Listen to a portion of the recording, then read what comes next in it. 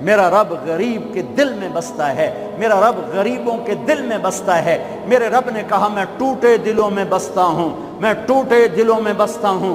میرے نبی سے پوچھا گیا یا رسول اللہ قیامت کے دن آپ کہاں ہوں گے؟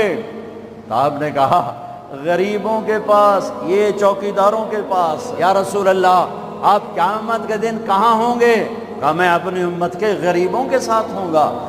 ہے یا رسول اللہ جنت میں جانا کیسے ہوگا؟ کہا جنت میں سب سے پہلے میں جاؤں گا، میری اونٹنی کی مہار بلال کے ہاتھ میں ہوگی، اور میرے دائیں بائیں میری امت کے غریب لوگ، ریڑھی والے، رکشے والے، یہ گارڈ، یہ چوکیدار، یہ پہرے دار، یہ سبزی بیچنے والے، گنڈیریاں بیچنے والے، یہ ٹاؤن بنانے والے بھی جنت میں۔ جو ایمان والا ہے، جو تقوی والا ہے، جو اللہ سے ڈرتا ہے، جو حرام سے بچتا ہے، جو حلال کماتا ہے، چاہے مالدار ہے چاہے بادشاہ ہے، وہ بھی جنت میں جائے گا انشاءاللہ، جائے گا۔ میں کسی کی کمی نہیں بیان کرنا چاہتا، جب میں تقابل کیا ہے، تقابل ہے کہ میرے نبی نے کہا میرے امت کے غریب لوگ میرے ساتھ ساتھ جائیں گے، مالدار لوگ میرے پیچھے ہوں گے، غریب میرے ساتھ ساتھ ہوں گے۔ عائشہ غریبوں سے پیار کرنا، انہیں اپنے پاس بٹھانا، اللہ تجھے اپنے پاس بٹھائے گا قیامت کے دن۔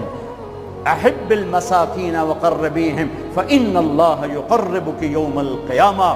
زکوٰۃ دو، مال خرچ کرو، سخی بنو، بخیل نہ بنو۔ بخیل سے کبھی اللہ کی یاری نہیں ہے، کبھی اللہ کی یاری نہیں ہے، کبھی اللہ کی یاری نہیں ہے، اور سخی سے اللہ یاری توڑتا نہیں۔